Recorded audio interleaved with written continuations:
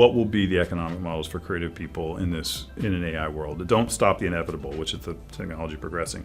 Lean into it and sort of rethink those models. That to me is the most exciting area for this intersection.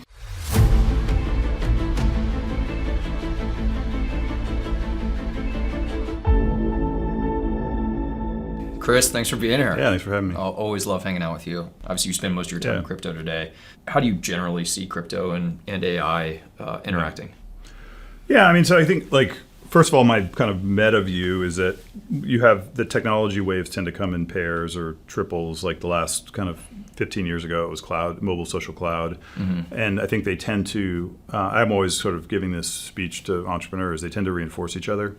And so, mobile was, what took computing from hundreds of millions to billions of people.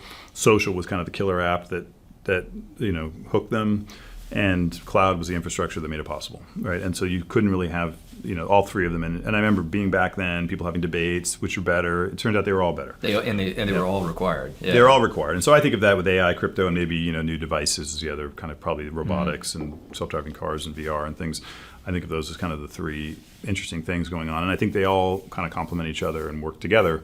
So crypto's this is what my book's about, is it's a new way to architect internet services, a new way to build networks that has a bunch of different properties, which I argue are beneficial for a bunch of reasons and can do a set of things you couldn't do before, essentially. Right. And so, first of all, that's what it is, because I think a lot of people don't, they think of it as Bitcoin or meme coins or something. And so that's fundamentally not what it is to me, or I think to the kind of smart people working in the space. There's many different ways in which it intersects with AI. So the first way, which is something we've invested a bunch in, is just using this new architecture to build AI systems. Mm-hmm. And so, for example, like one of the kind of core questions I think we've just talked a lot at this firm about the future of AI is to what extent will AI be controlled by a small set of companies or controlled by a broad community. The obvious first question there is it open source? Yes. It's kind of negatively shocked me how closed source the AI world has become. 10 years ago, everything was open and put in papers, and then it all kind of shut down and was closed, and they said this was for safety reasons. I think it just happened to be very good for their I just think it's defensibility. Beneficial business reasons. I don't believe the safety thing, but thankfully there's these ones like Llama and Flux and Mistral and things who are open source. I worry that's a little fragile because, first of all, I don't know, a lot of them don't put their weights open. Is it really open? Like some of it's open, like the data pipeline's not open. Is it really reproducible?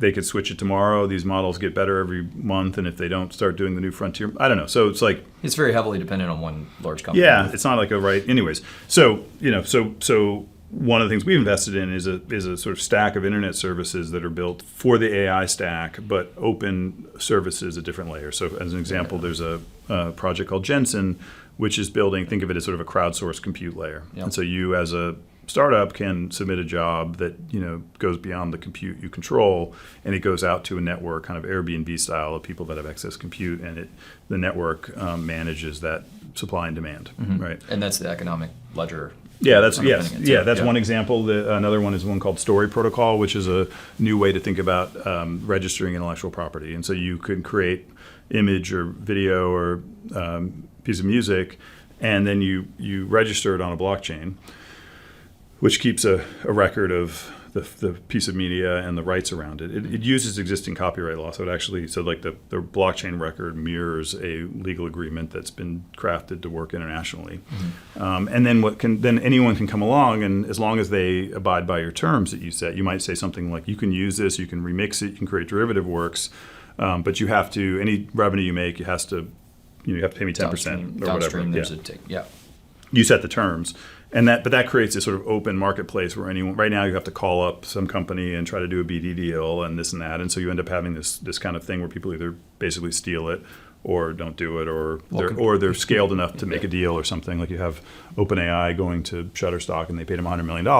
But this is really just for the very high-end companies. This is creating a broad democratic kind of resource where anyone a small creator can can set the terms. And then ideally what you create is kind of this, and this is what a lot of a recurring theme in the blockchain world is, you have this kind of what we call composability. I have a chapter in the book on this, which is a very powerful force. I think the kind of core force behind the success of open source software. I mean, people forget this, but open source software is probably the most successful, certainly the most successful open computing movement in the last 80 years.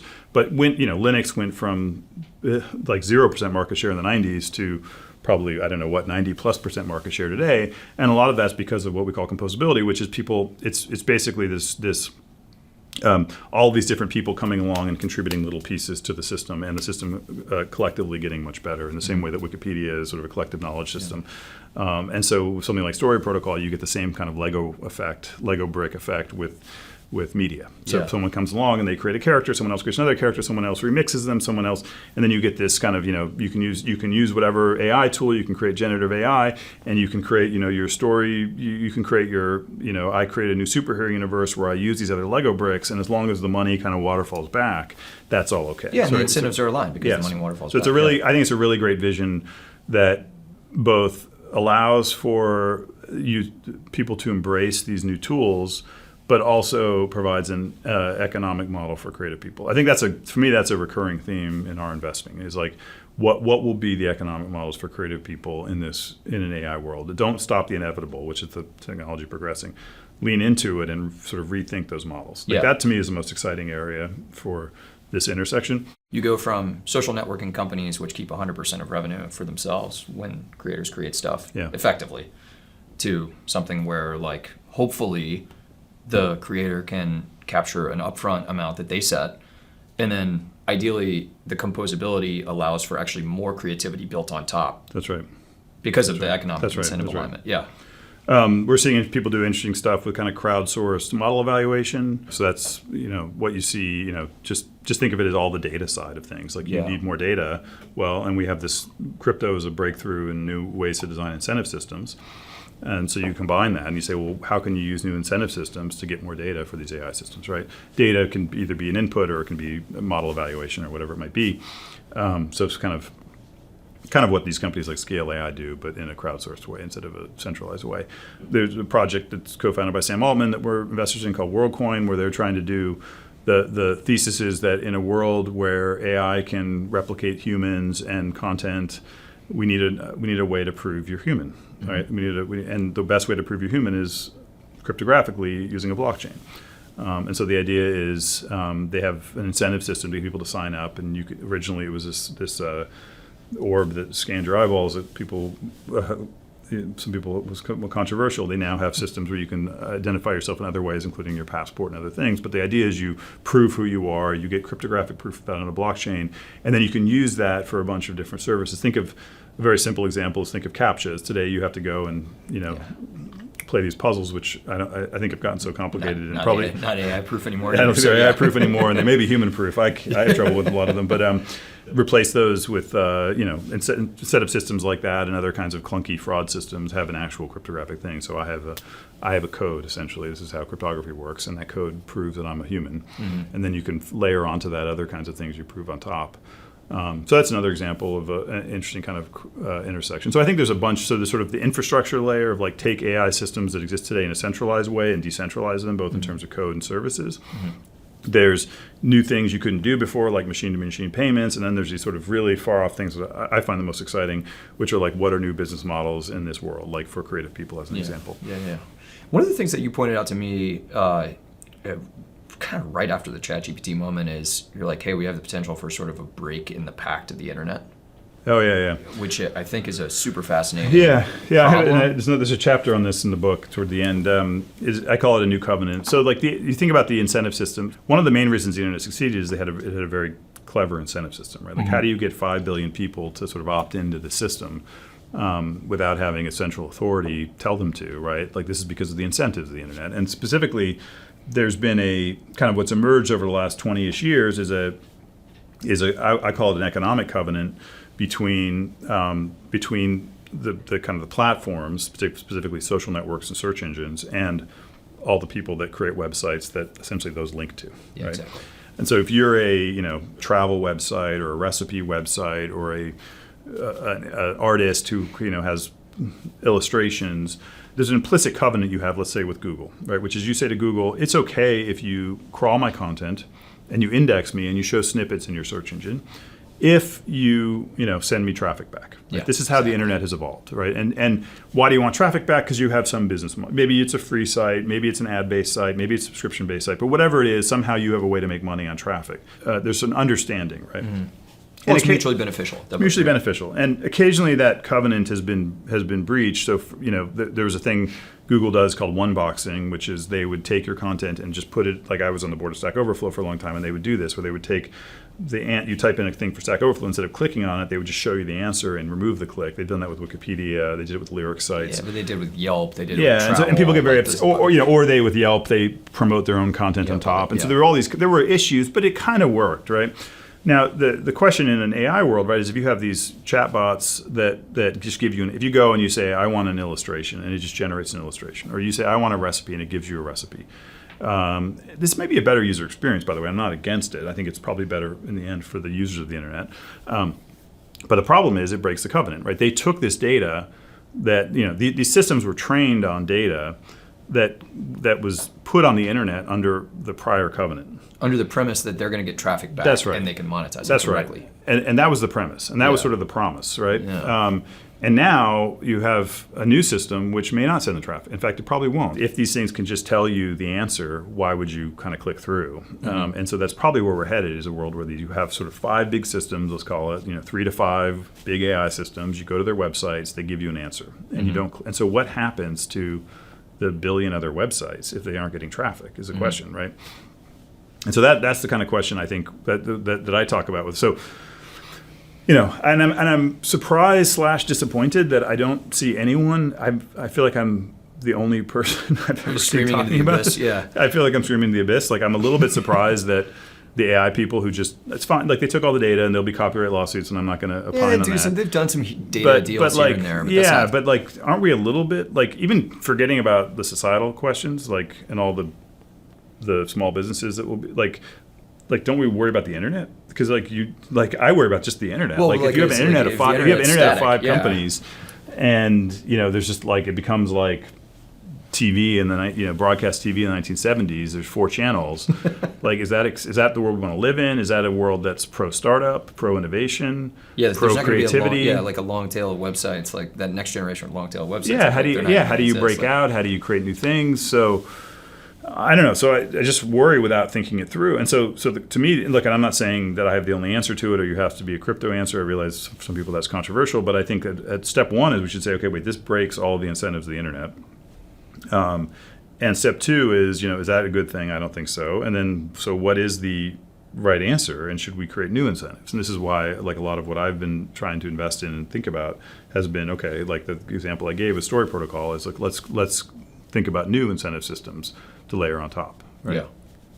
One of the things you've talked about is just this trifecta of technology, products that have come along at the same time. So generative AI, crypto, and new hardware platforms. So how do you think about the 3 of those coming together? So and the analogy, of course, is like mobile social cloud, where they all, the last wave, where they all kind of ended up reinforcing each other. I mean, you're already seeing some of this. You have these new, devices, the AR and VR glasses and things, which use a lot of AI, and the sort of her style kind of stuff, self-driving cars. You have Tesla and a bunch of other companies doing humanoid robotics. Yeah.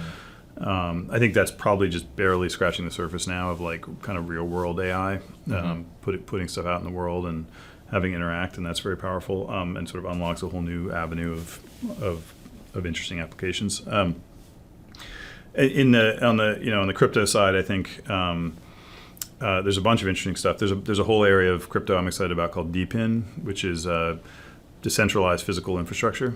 And so the idea is a lot of physical so the kind of the most prominent example is a project called Helium, and the Helium is a community-owned, crowdsourced telecom network that tries to compete with Verizon and AT&T. And so basically what they did is they created an incentive system where anyone can put a Helium node up in their house, and that adds a little bit to the network. It's a wireless transmitter. And they got hundreds of thousands of people in the country to put these networks up, and now they offer a cellular service that's, I think, significantly cheaper than something you get from Verizon. It's like $20 a month instead of $70 a month, and it's cheaper because much of the time it's using this homegrown network where they didn't have to spend tens of billions of dollars to build it out, right? Yeah. But what's interesting about it is they use the crypto. Crypto is very good at creating incentive systems, right? And traditionally in networks, the hardest part of a network is the bootstrap phase. Right. So once a network has kind of critical mass, it's clearly valuable. Once I can sign up for the cellular network and use it anywhere in the country, clearly I'll pay for that, right? Yeah. When you start it off and there's only 10 houses with the cellular access, like it's not something you want to use. Think of a dating site. If there's 10 people on a dating site, you don't want to use it. If there's millions, you do want to use it. This is a classic problem with building networks: is how do you get over this early phase when the network effects are weak? Yeah. Right. And so crypto is the perfect complement to that. Crypto is a great way to provide incentives in the early areas of building a network. And it turns out a lot of interesting networks in the world are physical networks. So there's people doing this for, climate weather modeling. There's people doing it for mapping, self-driving data and mapping cars. There's people doing it for, electric car charging, for cellular networking. We just did one that's around energy metric monitoring. And there's people doing they call it decentralized science, which is sort of you mix it in with sort of more scientific applications. So one way to think, one sort of simple heuristic is anywhere where you want to build a network and is a challenge to sort of build the early phases of the network, crypto can be a really useful way to help bootstrap that. Oh, interesting. Right, and so that's probably it's one of my favorite areas in which the physical. You could keep going on in a bunch of different areas, but if I had to pick one, I would say that's one where the physical world and robotics intersecting with and sort of data collection and all these other themes that kind of intersect with AI. Are relevant. Mark actually gave me this framework, which I like a lot, which is is the AI frosting or sugar? Which is if the AI like is a core just ingredient. frosting is a core ingredient. If it's a frosting, all the incumbents are going to win because you just slap a chatbot on your existing product and you've got distribution. You have that selling reference power, incumbent relationships. If it's more fundamental of an ingredient, you can't actually just slap AI into the product. You have to build it from scratch, and that favors the newcomers. It's just very TBD. We haven't seen anything that tells us what the answer is. The more steal your thing, the more skeuomorphic it is, which is early cycle thing. The more it probably favors the incumbents. And another way maybe to frame Mark's thinking is kind of the Clay Christensen view, where is it disruptive or sustaining? And specifically, I think what people misunderstand about Christensen's view, right, is it's not just disruptive doesn't just mean new. It means misaligned with the incumbent business model. Yeah, right? Exactly. And so that means that even if the incumbent, that's sort of the interesting part of his book, right, is that even when the smart incumbent sees it coming, it's very, very hard for them to react to it because it's inconsistent because it's not what their best customers are asking for. Yeah, exactly. Right. And so that's where I think maybe that's somewhat overlaps with Mark's frosting icing thing. It could be that the business model is a fundamentally shifted business model. Yeah, so you come in and you're instead of databases, it's some radical new architecture that's database free. I don't know what. It's something that eats up that cannibalizes the incumbent business model and therefore makes it organizationally and economically harder for the incumbents to layer it on. Yeah, right. We haven't seen it yet. We've seen people talk about outcome-based pricing. Well, that's the second thing is I think it comes down to I'll get to this in a second, but I think there's a sort of a framework I like to use to think about the stages of how these things roll out. But let's talk quickly about consumer. So in consumer, right now at least, I don't think you see a lot of network effect businesses, right? So. For sure. As successful as these the Claudes and ChatGPTs are, I don't think they have a network effect. The switching costs are relative. Maybe they learn your history. And no, we actually thought this was going to be the case. We thought that the killer thing was going to be a data network effect. They take and they there's a data network effect. It turns out people responding, and then there's a reinforcement learning loop or something. Well, so yes, and that it turns out the reality is humans are relatively uninteresting, and so there's you don't learn that much. Most of the stuff that people are doing, it's not like there's some. Seems like data network effects is one of these things we've talked about for 20 years. And it almost never seems to actually be a thing. I don't know. Yeah, it's certainly not a thing in this case. But we thought it may be, but it's not. So the risk to these guys, right? I mean, look, there's also brand. ChatGPT has a great brand, and so there's a lot of other kind of intangibles. Persistent memory could be a thing, right? That actually it learns you. It's integrated into your life. Maybe integrations. It's in your calendar. I don't know. Yeah. But the question is, right, how do they avoid in the steady state having just like a model and price competition to the race to the bottom, right? Obviously they're important big businesses, but will they be, kind of dominant? You know? And then what is the opportunity for new startups? If you're doing venture investing in AI consumer, like what, you see a lot of these things as like, make your face prettier, like these kind of fun apps, but then they zoom up in the app chart, and then TikTok copies it and so forth, right? Because it's just not, because again, no network effects. No network effects, yeah. So how, and there's this technique, kind of strategy I like to talk about called come for the tool, stay for the network. And the idea is, maybe you can use that, like make my face prettier, and then sort of use that as a hook to get people into your new network, like your social network, possibly, although it just feels very, very hard today given the scale and power of these incumbents. So anyway, so that's a big interesting, and that, by the way, will intersect back to crypto, because what crypto is, and what I argue in my book, is that crypto is a new way to build networks. Yeah. And so you sort of have the chocolate and peanut butter. You have AI with all these really interesting use cases, and then you have this new kind of technique for building networks. AI, the interesting use cases, but no network effect, and then you have this new thing that's like all network effects, and are there interesting ways to combine them? But before I get to that, I think it's important to talk about kind of how big technologies kind of roll out in multiple stages. So there's a distinction. It's not my distinction, but I have talked about it a lot. It's the sort of one way to think about technologies is that they can do one of two things. They can do old things better, or they can do new things you couldn't do before, right? And so, we call the first one Skeuomorphic. This is a Steve Jobs term, which sort of refers to products and designs that kind of harken back to a prior era to make them more understandable. And then there's what we call native apps, which are the kind of new things that couldn't be done before. And then there's actually a third stage, I think, which is kind of second order effects, which is once you create this big new technology, what are the things that now that sort of, you created the car, and now you have the highway system, and now you're able to create suburbs and trucking infrastructure, right? Like those are kind of second order downstream effects. There's a famous line that the great science fiction writers didn't. Good science fiction writers predict the car. Great science fiction writers predict the traffic jam, right? So like it's like that idea. So it's like down. Like what are the second order? Bitcoin is something that couldn't have existed before social networking, right? Of course. Like 30 years ago, you say someday people are going to have their own media, and you're going to remove these gatekeepers. And then they're going to, who would have thought? Then you're going to create these, digital currencies. There would have been no way to create the community. It would have been a New York Times article saying this is stupid, and then that's the end of it, right? There's nowhere to get together and talk about it and create your own. I mean, they're really kind of, they're religious movements, most token communities, and they need places to congregate and discuss it. And so now they have that. And so there's all these kind of second order. I mean, we're seeing effects in politics and all these other things, right? I mean, there's the whole, arguably our society and world is changing as a second order effect of social networking. So one way to think about AI, so the first stage is kind of the skeuomorphic phase, which is you're going to use, this is the stuff you see talked about all the time in the business, startup community of like your, customer service bots, right? So you take a job that's currently done by a person sitting in a call center, and you replace that with a AI voice and, chat bot, right? And you're sort of a one-to-one, in the simplest case, it's a one-to-one exchange of, and it's cheaper and it's more systematic, and it will displace jobs. Hopefully it will also create equally or more jobs and better jobs. But that's sort of an obvious first stage. And look, and this is, I think, one of the reasons people get so excited about the opportunity for AI is you can just see that happening in, tens of millions of jobs, I guess. Like kind of the whole laptop middle kind of section of the economy, you can see many of those jobs.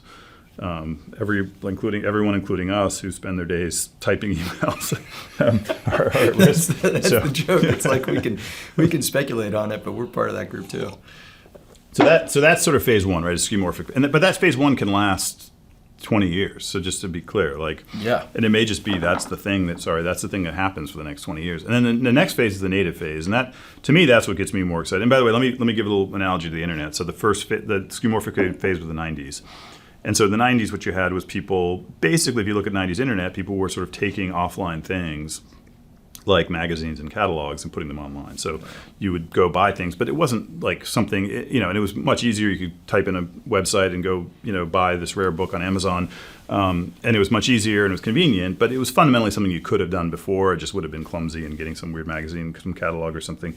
But it wasn't until the 2000s that people did things like social networking, and these things were just brand new things. There's no analog in the offline world to a lot of these new behaviors that people created. I talk a lot in detail about this in the book if people are interested. But and a business model that didn't exist. And a business model and just the whole thing. I mean, there's a whole bunch of. I mean, you had very loose analogs like yearbooks and things, but nothing, and that's actually kind of, if you look at early Facebook, it was more like a yearbook. But as it evolved into a news feed and all the other things that happened, it became kind of really a brand new thing that no one had really imagined. So you sort of saw the internet play out that way. In that case, it took probably it was probably 2000, 93 was Mosaic, and 2000, I would say 5-ish was sort of YouTube, and 4, I think, was Facebook or whatever it was. So it took at least a decade. Yeah. And so I think, so with AI, there's a really interesting, and by the way, there's one of the things you get in the native phase, which is why it's so exciting, is you get new products, you get new forms of media. So if you go back, when photography was growing in popularity, there were all of these kind of cultural art criticism, think pieces about what will happen to art. The famous, like Walter Benjamin, the Art in the Age of Mechanical Reproduction. There's all these like famous essays where it was like, what's going to happen? Like, because now that you can take a photo and create a beautiful landscape, what's the role of the artist in that world, right? And so people were kind of worried about it. In the same way they're worried today about generative AI, right? Yeah, so like, what if you can now create a movie? It looks like you can pretty soon, right? Yeah, I mean, images is there. Images is there, and probably videos coming soon. What happened in the case of photography is that you had, I think, kind of two things happen. You had art, like fine art, kind of went more abstract and away from photography, right? They did sort of leaned into what they were unique at. And that's when you had whatever, Cubism and all these other kinds of movements. And then on the other side, I think what's really interesting, right, is you had the growth of the rise of film.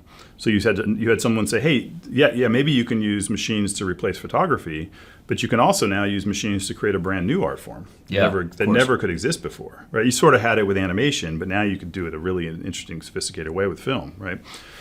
So to me, so film would be what was the native media form of media in the age of mechanical reproduction, right?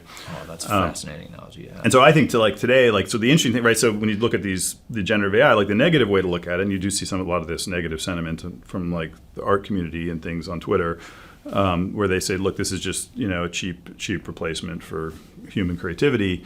That's the negative way to look at it. The positive way to look at it is this is the base layer, in the same way that film was a base layer back then. And now there's this new canvas of human creativity where you can create new art forms. I don't know what those are. They may be virtual worlds or games or new types of films and movies. I don't know, or they may intersect with a new, way to consume the media altogether. Like maybe there's new interfaces, and this is to me what's so exciting about the new native media, the native apps, is that I won't think of it because it's going to in my experience through watching some of these waves in the past it really does take kind of brilliant creative people to come up with these new things. And it surprises you in many cases, and so I think that's going to be the exciting phase I'm looking for. Is like, what are not how do you just use this technology to do the things you could do today, but do them cheaper? But how do you use the technology to push the frontier and do things that could never be done before in the same way that film did that, right? Yeah. And I think most people would agree if you go back and look at it that that film, I think photography probably unlocked more opportunities for creative people than it removed. Yeah, than if it had never existed. And I think this would be the hope in this kind of phase. So there's that, and look, there's that kind of, and there's that's the media example, but there's probably that for consumer applications, and that for social networking, and that for also productivity, and so that will be the really exciting thing I think to see is not just the replacing things we do today, but come up with brand new behaviors that are things we couldn't do before. And then the third thing is the second order effects, right? So you create this new world. So you've created this world of social networking. And it's interesting to think with social networking, we've seen it play out, and it surprised me too. Like, you sort of have social networking rise in the 2000s, I think it hit a tipping point. Well, maybe the Obama election. Yeah. Was that the 2008 and then 12 too? Like he really sort of leaned into using that. And I remember seeing all these news articles like, wow, this is different. People are, the bit had flipped from offline second to online second as a secondary to sort of online was primary. But then we started seeing these kind of weirder things, like I think like the Trump movement and the populism just surprised everybody. And you just started seeing movements and just behavior. And I think we still haven't really figured out what's going on, where all this is headed.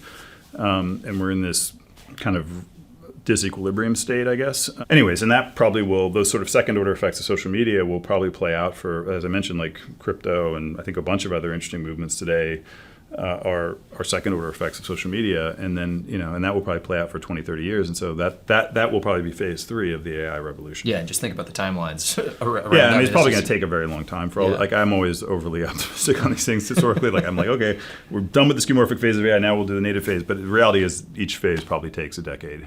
One of the interesting things you said around these sort of distinct phases, obviously, like the internet took a long time, partially because you had to build a network. Yeah. Right. Like it was a supply and demand issue, right? Like a physical network, and then also the literally laying cables and then wireless. Laying cables, and sure you have to build large clusters of compute GPUs here with networking, but I think the constraining factor for getting from that skeuomorphic phase to the native phase is not necessarily capabilities themselves, but like human creativity. Yeah, I think so. In like ideas. I think the bottleneck will be, yes, I think the bottleneck here will be humans and policy regulation, which are obviously closely connected. Yes. And I think humans on both the supply and the demand side, probably more on the demand side. So meaning supply side, you need to have people come up with all the creative things. But we've got, the world's different now in that I just think the startup world is different now. It's much more mature and much more sophisticated, honestly, than like when I was coming up in it.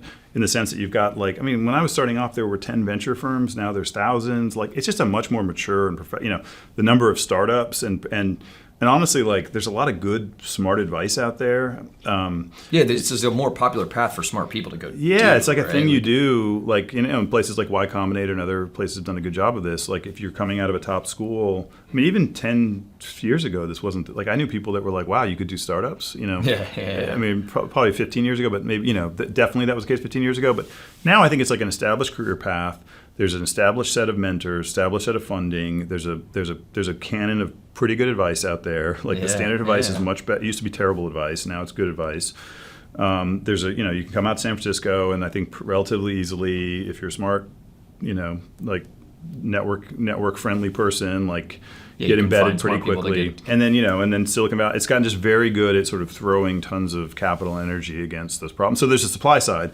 I suspect the demand side is more like meaning like changing organizational and human work and behavior patterns, like getting an organization to take the video example we're talking about. Like how long is it going to take Hollywood to adopt specifically I mean, look, I wrote my book. I wanted to have my own voice, use AI to read the book using my own voice. Both the publisher and Audible, the podcasting platform, ban AI completely. So, and part of it's unions and just a bunch of resistance and I'm just saying how. I think people know this, but the capabilities are fully there to do that. Yeah, Mark Andreesen had a great blog post. It's like, how do I know they're going to ban AI like medicine? Because they already have, essentially. If you look at, essentially, these things are so heavily regulated, and so many areas where it's going to have an impact are so heavily regulated. And just the organization, and so take the Hollywood Gen AI thing. You'd have to lay off a whole bunch of people probably, who you don't want to lay off, who are unionized, and so that means maybe there'll be, some fresh upstarts, maybe in another country, who create, native movie studios, AI native movie studios. But that will take a very long time. There's a lot of, there are a lot of very talented people. The right answer is probably not, the right answer is probably to harness all of that talent in Hollywood and combine it with AI in some way, right? I mean, because there is a lot of very smart people and talent. But how long will that take culturally? It may take a whole new generation to really play out, right? And I think a lot. So that's what I mean by the demand side, right? And then just human behavior, changing your workflow, using an AI assistant all the time. I mean, I think I don't know. Anyway, so yeah, having sort of human, like a co-pilot for everything you do, like it feels like it's and maybe that can be solved with interfaces and things. I don't know. Then there's the policy side, which is there's going to be, like this resistance I'm discussing is going to be, it already is, going to be, enshrined. There's going to be movements to enshrine it in law. And, that's going to play out, I think, in multiple levels. It's already starting to play out in the courts, and it's starting to play out in like state legislatures. With like California had the AI bill, you have a bunch of lawsuits around copyright. I think my view is ultimately this will play out in Congress. This is such a big issue. When you have something that affects tens of millions of jobs, it is beyond something that people are going to allow just happen through free markets. And through regular court yeah. decisions, like the copyright thing is an example. Like, you can ultimately you could have some judge. It's just right now the question is when an AI system is trained on a piece of data, is it copying that data or is it learning from that data? Yeah, right? It's sort of a philosophical question. That's a fundamental question across different media happening right now. That's right.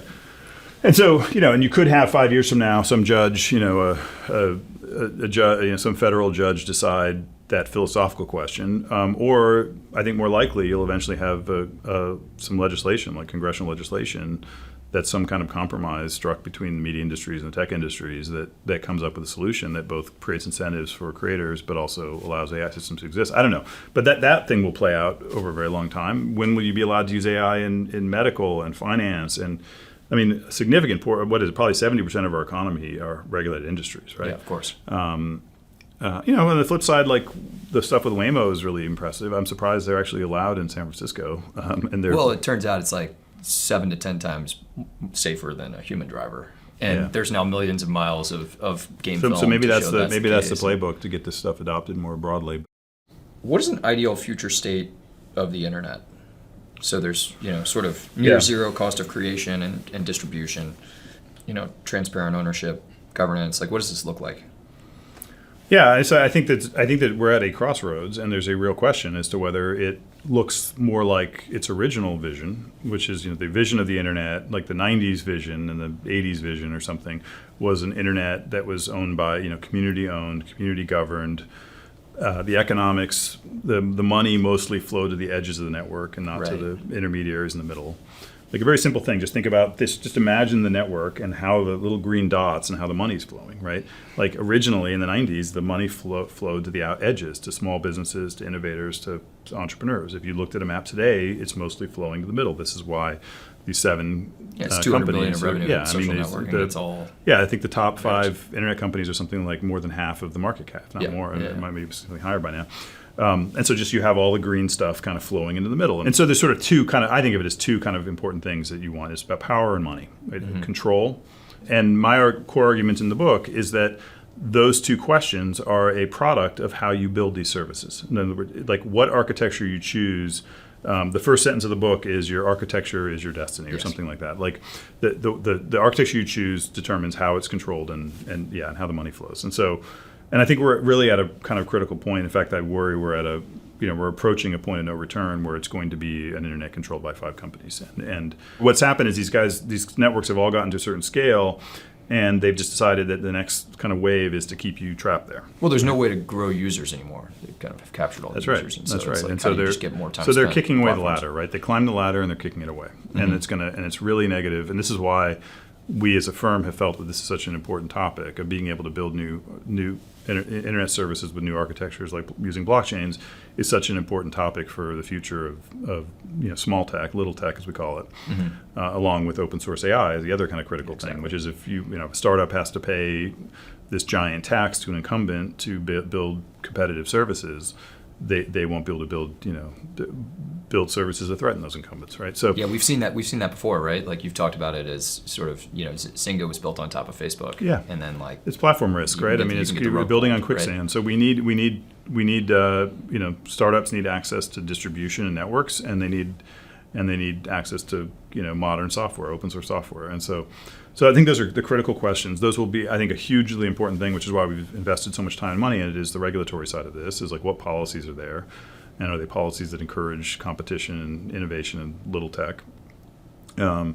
And then, I think just kind of raising awareness of these topics and having discussions about them are important, so that we don't kind of what I'm worried about now is we're sort of kind of, backing ourselves without having really thought it through into a situation where there's 4 companies that control everything, and it ends up we're kind of eating our seed corn. Like, so much of what we benefit from today is the startup innovation of the past, and we risk losing that if we let these small set of companies control everything. Yeah.